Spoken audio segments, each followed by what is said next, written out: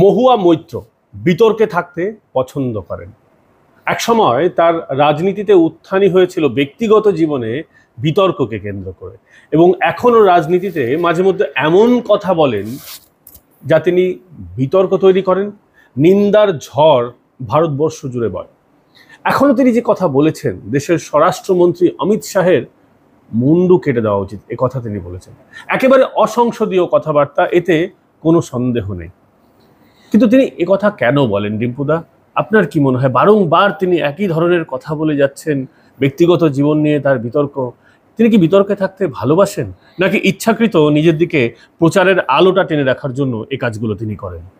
যে নেত্রী, যে মহিলা দুবাই বেসড একজন বিজনেসম্যানের সাথে, দর্শন হীরানন্দানী এর সাথে নিজের পার্লামেন্টের কোড আর ওটিপি শেয়ার করেন, ক্যাশ ফর কোয়েরি কেসে যার নাম আছে, যাকে নিজের এইসব কাণ্ড করতে গেলে করার জন্য 6 মাস নিজের এমপির পদ হারাতে হলো পিএসসি রিকমেন্ডেশনে, যার সিবিআই চার্জশিটে নাম আছে, যারা নিজের বয়ফ্রেন্ডের সাথে কুকুরের পজিশন নিয়ে ঝগড়া করে, তারা এখন দেশের গৃহমন্ত্রীকে বলছে যে দেশ কিভাবে চালাতে হবে। এর থেকে বড় হাস্যকর ব্যাপার কি হতে পারে?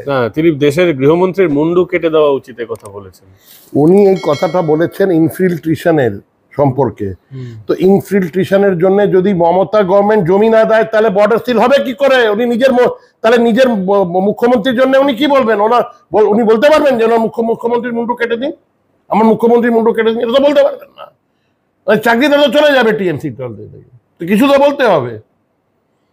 ইমিডিয়েটলি গভর্নমেন্ট অফ ইন্ডিয়াকে এটার প্রসঙ্গ নিয়ে ওনার উপরে কেস করা উচিত, ইমিডিয়েটলি। না হলে শুভেন্দু বাবুর মতন কোনো বড় নেতাকে ইমিডিয়েটলি কলকাতা হাইকোর্ট মুভ করা উচিত। আর কোর্টকে এটা সুমোটো কগনিজেন্স নেওয়া উচিত, সুপ্রিম কোর্ট অফ ইন্ডিয়াকে সুমোটো কগনিজেন্স নেওয়া উচিত ইমিডিয়েটলি। আর আমার মনে হচ্ছে নেবে, কালকে তো বলেছেন, আজ তো শনিবার রোববার পড়ে গেল, আপনি দেখবেন এটা সুপ্রিম কোর্ট সুমোটো কগনিজেন্স নেবে। রাজ্য সরকার বারংবার বলেছে যে এসআইআর তারা করতে দেবে না, এসআইআর করতে বাধা দেবে, এবং মমতা বন্দ্যোপাধ্যায় বলেছেন এসআইআর করতে গেলে যদি কারো নাম বাদ যায় তাহলে আমরা আন্দোলন করব। অথচ আজকে দেখা গেল যে এসআইআর যাতে হয় তার জন্য BLA 2 তাদের তালিকা ইতিমধ্যেই তৃণমূল কংগ্রেস জমা দিয়ে দিয়েছে। মানে মুখে তারা বলছে এসআইআর করতে দেব না, আর এসআইআর করার জন্য সমস্ত রকম হেল্প তারা করছে। এ কথাকে আপনারা কিভাবে দেখছেন? মুখে বলছে কেন? মুখে বলে নিজের ক্যাডারকে এক্সাইটেড রাখতে হবে। আর যদি আইনত না চলে, এই তো দেখলেন না, 2 দিন আগে মনোজ পন্থীকে ডাকা হলো, চিফ সেক্রেটারিকে ডাকা হলো দিল্লিতে। আইনে যদি না চলবে তো এরপরে তো ওনার এগেন্স্টে তো হবে, ব্যবস্থা নেওয়া হবে। তো নিজের ক্যাডারকে একদিকে এক্সাইট করে রাখবে যে এসআইআর করে নাকি বিজেপি অনেক বড় অত্যাচার করছে নিজের ভোট ব্যাংকের ইন্টারেস্টের জন্য। আর যেটা আইনত, ওটা দেশের একটা সরকার, তো আইনে চলতে হবে। তার আবার অপশন কি আছে? ওরা কি হিটলার মুসলিনি নাকি? না, অনেকগুলি রাজনৈতিক দল জমা দেয়নি, তার মধ্যে বেশ কয়েকটা রাজনৈতিক দল যারা দেয়নি তাদের তৃণমূল জমা দিয়েছে, একটা জেলায় ইতিমধ্যেই জমা দিয়েছে। যারা দিতে তো হবে, দেশের তো একটা আইন ব্যবস্থা আছে, ইলেকশন কমিশনের তো একটা নিজের একটা জুরিসডিকশন আছে, তার থেকে পালাবেন কি করে? দেশ তো একটা আইনে চলে, দেশ তো একটা ব্যবস্থা আছে, একটা ডেমোক্রেটিক ব্যবস্থা আছে। দ্বিচারিতা করছে, জনগণকে বোকা বানাচ্ছে, দ্বিচারিতা করছে। হ্যাঁ, যদি করতে তো একদিকে পিছন থেকে সব ফাইল পাঠিয়ে দিচ্ছেন, তুমি তো বলছো লিস্ট পাঠিয়ে দিয়েছেন, জনগণকে বলছেন, নিজের ক্যাডারকে বলছে না করতে দেবো না, ঝামেলা করো, এইগুলো। এটাই তো টিএমসি দল। এটা তো আবার নতুন কি আছে? এটা এইভাবেই তো এটাই তো ওদের রাজনীতি। আমাদের বিজেপির মতন স্বচ্ছ রাজনীতি ওরা আবার করতে জানে নাকি? ওরা এটাই তো ওদের রাজনীতি।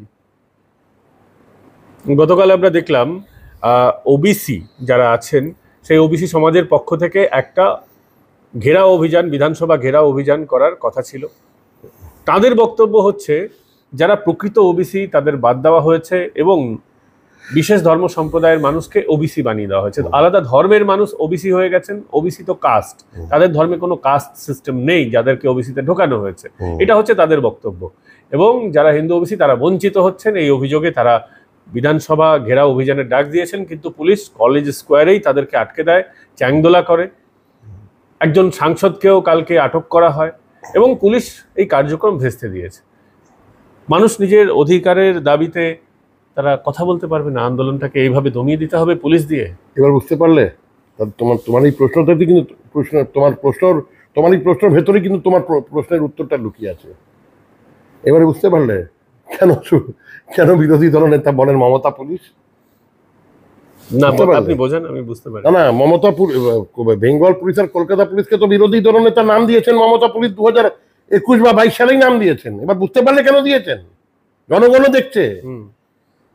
আমার একটা পরিষ্কার কথা জনগণের কাছে, জনগণকে বুঝতে হবে। স্টার্টিং পয়েন্টেই আটকে দেওয়া হলো র্যালি থেকে। হ্যাঁ, তো জনগণ তো সব দেখছে, জনগণকে বুঝতে হবে। আমরা ভারতীয় জনতা পার্টি, বিরোধী দল নেতা, রাজ্য সভাপতি, স্টেট কমিটির নেতারা তো সবকিছু দেখা যায়। তোমার এই প্রোগ্রামে তো গতকাল আমাদের এমপি, আমাদের নেতা জ্যোতির্ময় মাহাতোকে অ্যারেস্ট করা হয়েছে। সেটাই বলছি। হ্যাঁ, জনগণ দেখুক যে কিভাবে ডেমোক্রেসির গলা ঘুটে দিচ্ছে এই সরকার, মাননীয় মুখ্যমন্ত্রী। জনগণকে এবারে বুঝতে হবে। 2026 এই সরকারকে বিদায় না দিলে কোথায়, অলরেডি তো আমরা কোথায় চলে গেছি পঙ্কজ, দেখতেই তো পারছো। চাকরি চুরি, কয়লা চুরি, বালি চুরি, গরু চুরি, সোনা চুরি, মালদার মুর্শিদাবাদের যে বর্ডার এলাকা কালিয়াচাক ফালিয়াচাক, এখানে দেশি আর্মস বানানো একটা বিরাট কটেজ ইন্ডাস্ট্রি আজ থেকে না, সিপিএম এর আমল থেকে এক্সিস্ট করে, তার আগে কংগ্রেসের আমল থেকে এক্সিস্ট করে। ওটা হচ্ছে বেঙ্গলের সব থেকে বড় কটেজ ইন্ডাস্ট্রি। শোনা যায় নাকি 1500 2000 টাকায় ওখানে দেশি গাট্টা বিক্রি হয়, দেশি বন্দুক বিক্রি হয়, ওইখানেই ম্যানুফ্যাকচার হয়। এসব কবে বন্ধ হবে? যতদিন এই সরকার বিদায় হবে না, এগুলো বন্ধ হবে না। চাকরি চুরি নিয়ে আপনি বলছিলেন, সেই চাকরি চুরির কথাই আমি বলবো যে ইতিমধ্যেই যারা ঘুষ দিয়ে টেন্টেড ক্যান্ডিডেট যাদের বলা হচ্ছে, ঘুষ দিয়ে চাকরি নিয়েছিলেন শিক্ষকের, তাদের তালিকা প্রকাশ করতে বাধ্য হয়েছে রাজ্য। তো বাধ্য হইতে, তার মানে আমি শেষ করি, তার মানে হচ্ছে যে ঘুষ দিয়ে লোকে চাকরি নিয়েছিল, এটা কিন্তু তালিকা প্রকাশের প্রমাণ যে এরা ঘুষ দিয়ে চাকরি নিয়েছিল। তাহলে যারা এই কেসটা সলভ হচ্ছে না কেন, এই প্রশ্ন কিন্তু বাংলার একটা বড় অংশের মানুষ কিন্তু জানতে চায়। সলভ হচ্ছে না কেন? দেখো, যারা টাকা নিলেন তারাও বাইরে অনেকে আছে। দেখো পঙ্কজ, আমি তো আইনজীবী না, আমি আইনের এক্সপার্টও না, কিন্তু 2011 পরে থেকে, বিশেষ করে 14 পরে থেকে সরকারের যে উল্টোপাল্টা কাজগুলো হয়েছে, তার এফেক্ট তো আজকে জনগণের উপরেই পড়ছে। আর এটা পড়তেই থাকবে যতদিন এই সরকার চেয়ারে থাকবে। তাই বলে আমি বারবার বলছি, একই কথা বারবার বলছি, আমরা ভারতীয় জনতা পার্টির তরফ থেকে বুঝিয়ে দিচ্ছি, সব খোলাখুলি বুঝিয়ে দিচ্ছি যে এই দেখুন হচ্ছে আপনাদের স্টেটে, কিন্তু পাবলিককে বুঝতে হবে। এবার পাবলিককে রাস্তায়, এবার জনগণকে রাস্তায় নামতে হবে। আর জনগণের আন্দোলন ছাড়া এই সরকারের বিদায় হবে না, আমি তোমাকে পরিষ্কার বলে দিলাম। আর অভয়া কেসে আমরা দেখেছি, যখন জনগণ ভেবে নেয়, রাস্তায় নেমে যায়, তখন কি হয়। এটা আমরা কিন্তু অভয়ার কেসে 1 বছর আগে দেখে নিয়েছি, রাত জাগো দেখে নিয়েছি, কয়েকটা রাত জাগো দেখে নিয়েছি, কয়েকটা দিন জাগো দেখে নিয়েছি। জনগণ যখন উস্কে যায় তখনও কারোর কথা বোঝে না। এটা কিন্তু জনগণ 1 বছর আগে দেখিয়ে দিয়েছে, কিন্তু মমতা বন্দ্যোপাধ্যায়, অভিষেক বন্দ্যোপাধ্যায়, মহুয়া মিত্ররা বুঝতে পারছেন না। তাই বলে বলছি, জনগণকে বুঝতে হবে। আমার পরিষ্কারই একটা কথা। আর ভারতীয় জনতা পার্টি, আমিও তো পার্টির একটা পার্ট, আমি একটা ছোট্ট মেম্বারই হতে পারি, কিন্তু মেম্বারও একটা পার্টির পার্ট হয়। অমিত শাহজি এটা নিজের প্রত্যেক র্যালিতে বলেন যে পার্টিকে কার্যকর্তা হি পার্টিকে মালিক হতে হয়। তো আমাদেরও কিছু কিছু ভালো ন্যারেটিভ, কিছু ভালো কর্মসূচি নিয়ে এগোতে হবে। আর পাবলিককে জনগণকে সাথে নিয়ে চলতে হবে। ভারতীয় জনতা পার্টি, জনগণ আমাদের সাথে আছে, কিন্তু জনগণ যাতে ভোটটা দিতে পারে, ভোটের দিন ওই বুথ সংগঠন, ওটা মজবুত, ওটা আমাদের কিন্তু কমজোরি আছে, ওইগুলো ঠিক করে নিতে হবে। তৃণমূল ছাত্র পরিষদের সভা হলো 28শে আগস্ট। সেই সভায় দেখলাম আমরা মহিলা সাংবাদিক, যারা ইন্ডিপেন্ডেন্ট জার্নালিস্ট, তাদেরকে কিন্তু হেনস্থা করা হচ্ছে।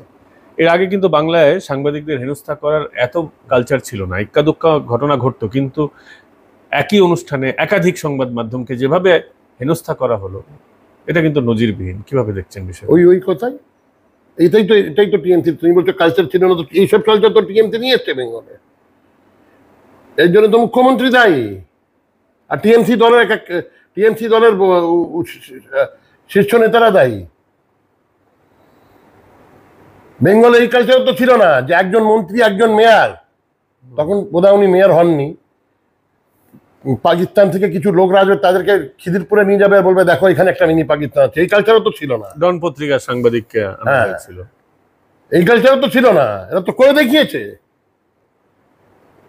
এরা তো সব পুরোনো কালচার ভেঙে নিজের নতুন কালচার এনে দেখিয়েছে।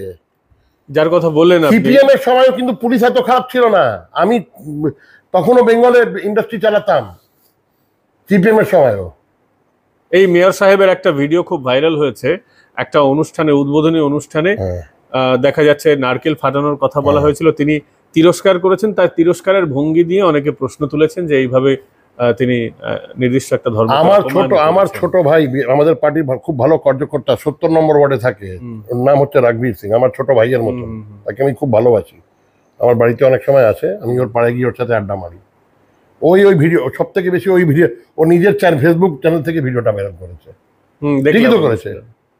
ঠিকই তো করেছে না, যিনি দুর্গাপুজো কমিটির সভাপতি ববিদা বলুন যে ভিডিওটা এআই আছে, এআই ভিডিও আছে, বলে প্রেম করুন। পাশে তো মালা রায় সাংসদ দাঁড়িয়ে আছেন, পেছনে দেখলাম কালো রঙের পাঞ্জাবি পরে আমাদের রাজবিহারীর এমএলএ দেবাশিস কুমার দাঁড়িয়ে আছেন। মানে ওরা টিএমসি কি ডিনাই করেছে যেটা এআই ভিডিও? না, একেবারে না। তাহলে দেখাই যাচ্ছে তো ভিডিওতে কি আছে। না, তিনি আমার সভাপতি, তিনি আবার আরেকটা মন্দিরের একটা সময় উন্নয়নের সভাপতি ছিলেন। তো অ্যাপিজমেন্ট পলিটিক্স, সব তো ভোট ব্যাংক ভোটে গিয়ে আসছে যে হিন্দুর ভোট না হলে হবে, কিন্তু 30% ভোটটা তো লাগবে টিএমসি দলের, ওদের উপর তো সরকারটা টিকে আছে। তিনি আবার 50% মানুষকে উর্দু এককালে বলবেন, এইটা তিনি সবই তো অ্যাপিজমেন্ট। হ্যাঁ, তো এগুলো না বললে ভোট হবে কি করে? 30% ভোটটা তো নিতে হবে। ওই ভোটটা যদি ছিটকে সিপিএম কংগ্রেসে চলে যায়, বা কিছুটা তো বিজেপি পায় ভোট, 10% ভোট তো বিজেপি পায় মাইনরিটি। এইবার বেশি ভোট পাবো আমরা, আমি বলছি তোমাকে। মুসলিম কমিউনিটির ভোট বিজেপি এইবার পাবে, তুমি দেখবে আমার কথা। কিন্তু দলের নেতারা তো বলেন যে না, শ্রমিকদা প্রেসিডেন্ট হওয়ার পরে কি বলেছেন তুমি দেখোনি? যে আমরা চাই মুসলিম ছেলে মেয়েদের হাতে, আমরা একটা হাতে পেন ধরাবো, একটা হাতে ল্যাপটপ ধরাবো। তুমি জানো না এটা? হিমন্ত বিশ্ব শর্মা তো আসাম এটা করে দেখিয়েছেন, উনি করে দেখিয়েছেন, এটা আমরাও করে দেখাবো। তুমি জানো না 2006 সম্ভবত 5 না 6 সালে ডক্টর মনমোহন সিং তখন প্রধানমন্ত্রী ছিলেন, উনি একটা সুপ্রিম কোর্ট বা হাইকোর্টের রিটায়ার্ড জাস্টিস সাচ্চার এর আন্ডারে একটা কমিটি বানিয়েছিলেন, সাচ্চার কমিটি, যেটা নিয়ে অনেক বিতর্ক হয়েছিল। উনি ওই কমিটিকে কাজ দিয়েছিলেন যে পুরো দেশে প্রত্যেকটা স্টেটে মাইনরিটি, বিশেষ করে মুসলিম মাইনরিটিদের কি অবস্থা আছে ওটা রিপোর্ট সাবমিট করুন। সাচ্চার কমিটি রিপোর্ট ছিল যে যত বড় স্টেট আছে তার ভেতরে সব থেকে খারাপ স্থিতি হচ্ছে মুসলিম বেঙ্গলদের। আজও তাই অবস্থা আছে। এদেরকে কংগ্রেস, সিপিএম, তারপরে টিএমসি, এদেরকে ভেড়ার মতো ইউজ করেছে, একটা ভোট ব্যাংকের মতো ইউজ করেছে। তার বদলে অ্যাপিজমেন্ট আবার তুষ্টিকরণ। ছোট থেকে আমি তোমাকে একটা কথা বলছি আজকে মজার। আমার বয়স 44 বছর। আমি যখন 12-13 বছরের ছিলাম তখন থেকে পার্ক সার্কাস এলাকায় যেতাম। আমার বোন পার্ক সার্কাসে স্কুলে পড়তো মাহাদেবী বিড়লাতে, অনেক সময় তাকে গাড়ি করে ছাড়তে যেতাম, কোনো সময় স্কুল বাসে যেত। আমার ওইদিকে আসা যাওয়া ছিল। আমি ছোট বয়স থেকে অনেক পরিবারের অনেক কাজ সামলেছি। আমি তার পেরেন্ট টিচার মিটিংয়ে অনেক সময় যেতাম, বাবা মা যেতে পারতো না, আমি যেতাম। তখন আমি নিজে একটু স্কুলে পড়ি, কি করবো, যেতে হতো। বাবা ব্যবসা নিয়ে ব্যস্ত, অনেক সময় মা, আমি যেতাম। তখন আমি দেখতাম পার্ক সার্কাসে কোনো ছেলে বাইকে ঘুরছে, কেউ হেলমেট পরতো না। এই লেভেল থেকে অ্যাপিজমেন্ট শুরু হয় বেঙ্গলে। তখন সিপিএম ছিল, সিপিএমেরও অ্যাপিজমেন্টের পলিসি ছিল, কিন্তু মমতা ব্যানার্জি সরকার ওটাকে একদম হাইয়েস্ট লেভেল অব্দি নিয়ে গেছে। ওদের এগেনস্টে কোনো ক্রাইমের কোনো এফআইআর হবে না, কোনো জিডি হবে না। যদি তুমি কমপ্লেন করেও দাও ওদের থানা থেকে ডাক পড়বে না, ছোট ক্রাইম হোক বড় হোক। ববি হাকিম বলবে এটা মিনি পাকিস্তান, এটা আফগানিস্তান, এটা উজবেকিস্তান, যা পারবেন বলবে। পুজোর ববি হাকিম যখন এই দিন ঘুরে গেলেন, নারকোল এটা করলেন না পুজোতে, উনি জানতেন না সামনে ক্যামেরা আছে? উনি তো ইচ্ছা করে করলেন। উনি দেখাচ্ছেন ভোট ব্যাংকে, তোমার ভোট ব্যাংকে দেখো আমি তোমাদের। তারা আবার ডেমোক্রেসি কিসের? ডেমোক্রেসি তো লেখা আছে, সংবিধানে তো লেখা আছে সব ধর্ম সমান। তাহলে ওরা বলুক, তাহলে তো টিএমসি তো বলছে আমরা ডেমোক্রেসিতে বিলিভ করি না, আমরা অ্যাপিজমেন্ট পলিটিক্সে বিলিভ করি।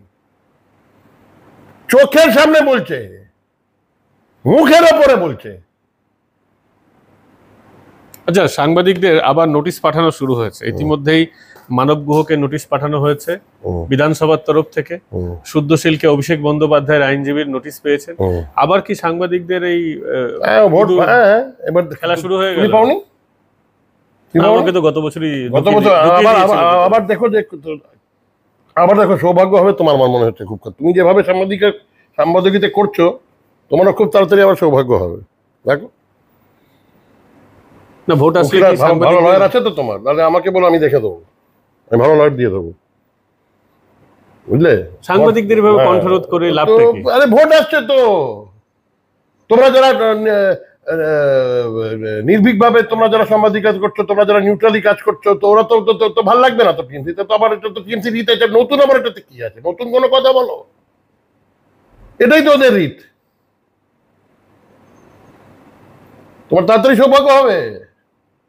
দেখো আবার বলা হচ্ছে যে মমতা বন্দ্যোপাধ্যায় এই যে আইপ্যাকের যে একটা নতুন পরিকল্পনা বলা হয় মস্তিষ্ক প্রসূত, পাড়ায় পাড়ায় সমাধান, আমার পাড়া আমার সমাধান, এই পাড়ায় পাড়ায় সমাধান প্রকল্পে নানান জায়গায় দেখা যাচ্ছে 10 লাখ টাকা করে পার বুথকে দিচ্ছেন। 8,000 কোটি টাকা দেওয়ার জন্য ওনার কাছে আছে। 1,15,000 করে পূজা কমিটির কাছে দেওয়ার পয়সা আছে, এসব করার পয়সা আছে, কিন্তু দিয়ে দেওয়ার পয়সা নেই।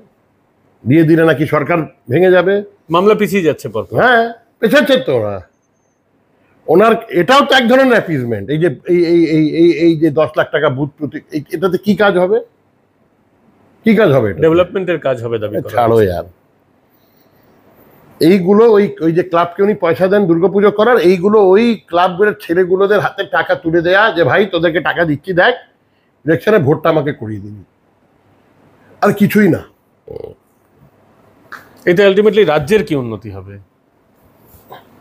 উন্নতি কোথায় হবে? আবার 8,000 কোটি টাকা একটা এক্সট্রা চলে গেল, এটাতে আবার উন্নতি কোথায় থেকে হবে? সরকারের কাজ তো রাজ্যের উন্নতি হওয়ার কোনো কাজ অল ইন্ডিয়া তৃণমূল কংগ্রেস এর সরকার করে না। ওরা নিজের উন্নতি কিভাবে হবে, ওরা পাওয়ারে কিভাবে টিকে থাকবে, কিভাবে কাটমানি খাবে, চাকরি, কয়লা, সোনা, বালি সব কিভাবে হবে, ওরা তো সেটা নিয়ে ভাবে। রাজ্য নিয়ে ওরা আবার কবে থেকে ভাবতে শুরু করলো? সেটা তো আমরা ভাববো যখন আমরা সরকারে আসবো। সেই পরিস্থিতি আছে মনে করছেন 26-এ ক্ষমতায় বলছি তো? একটু আমাদের দলের একটু এই বুথ সংগঠন আর এই সংগঠনের স্ক্রুগুলো একটু আছে, সংগঠন আমাদের আছে, একটু স্ক্রুগুলো টাইট দিতে হবে। আর কবে হবে? তার জন্য আমি তো তোমার চ্যানেলে রেগুলার বলেছি, অমিতাভ চক্রবর্তী আর সতীশ ধনরা যদি অযোগ্য লোকদের এইভাবে বসাতে থাকেন, তাহলে তো অসুবিধা আছে। আমি আবার এক এক কথা বলবো, আবার তোমাকে লোক বলবে ডিম্পু অ্যান্টি পার্টি কথা বলছে, তুমি ডিম্পুর ইন্টারভিউ নিচ্ছ কেন? বিজেপি তো আপনাদের এখনো সেন্ট্রালেই সভাপতি হয়নি, সর্বভারতীয় সভাপতি হয়নি। আমি তোমার চ্যানেলে আজকে বলে যাচ্ছি, নবরাত্রি, এই যে দুর্গাপুজো নবরাত্রি কিংবা দশেরার জাস্ট পরে বিজেপি রাষ্ট্রীয় কেন দশেরাতে আরএসএস এর 100 বছর পূর্তি বলে না, সেটা 100 বছর আরএসএস এর সাথে তো বিজেপির কোনো সেভাবে কোনো পার্টি, আরএসএস পার্টির ইন্টারনাল ম্যাটারে কোনো সেভাবে ইন্টারফেয়ার করে না। এটা মোহন ভাগবতজি দুদিন আগে প্রেস কনফারেন্সে পরম পূজনীয় সরসংচালক মোহন ভাগবতজি এটা নিজে বলে দিয়েছেন। हम लोग होते तो क्या इतना না সে একটা অন্য ব্যাপার। সে তো আরএসএস এর থেকে সংগঠন মহামন্ত্রী সবসময় আরএসএস এর প্রচারক থেকে আরএসএস আমাদের দলে নেওয়া হয়, সেসব কিছু তোই আছে, বাকি অ্যাডভাইস দেওয়া হয়। কিন্তু আরএসএস হবে ভোট চলে এসেছে, আমি তো বলে দিলাম, এই নবরাত্রিতে কিংবা দশেরার জাস্ট পরে বিজেপি রাষ্ট্রীয় অধ্যক্ষ ঘোষণা হতে চলেছে। অন ক্যামেরা তোমার বলে রাখলাম। এবার এই প্রশ্নটা করবে না যে কে হতে চলেছে, কারণ আমি অত বড়, আমি দলের একটা যিনি হবে আমরা দেখে নেবো সেই সময়। অসংখ্য ধন্যবাদ ডিম্পুদা আপনাকে। আজকে বেশ কয়েকটা বিষয় নিয়ে আলোচনা হলো। রাজ্যের সাম্প্রতিক পরিস্থিতি, বিশেষ করে নেতাদের কুরুচিকর মন্তব্য থেকে রাজ্যে যেসব কাঙ্ক্ষিত অকাঙ্ক্ষিত ঘটনা হচ্ছে, সেসব বিষয়গুলো নিয়ে আমরা আজকে আলোচনা করলাম। এই আলোচনা আপনাদের কেমন লাগলো কমেন্ট করে জানাবেন, এবং অনেকেই ভিডিও দেখছেন কিন্তু সাবস্ক্রাইব করছেন না, তাদের বলবো সাবস্ক্রাইব করার জন্য কোনো পয়সা লাগে না, ইটস অ্যাবসলিউটলি ফ্রি। এবং সাবস্ক্রিপশন বাটন ক্লিক করার পাশাপাশি বেল আইকন প্রেস করে দেবেন, তাহলে কি হবে, নোটিফিকেশনটা আপনারা সঙ্গে সঙ্গে পেয়ে যাবেন। আর যারা এই ধরনের আলোচনা আগে ভাগে দেখতে চান, তারা জয়েন বাটন ক্লিক করতে পারেন, মেম্বারশিপ নিতে পারেন। এবং মেম্বারশিপ নেওয়ার ফলে যেটা হবে সেটা হচ্ছে সমস্ত ভিডিও আপনারা একটু আগে দেখতে পাবেন। ভালো থাকবেন, সুস্থ থাকবেন। আগামীকাল ফের দেখা হচ্ছে অন্য কোনো বিষয় নিয়ে।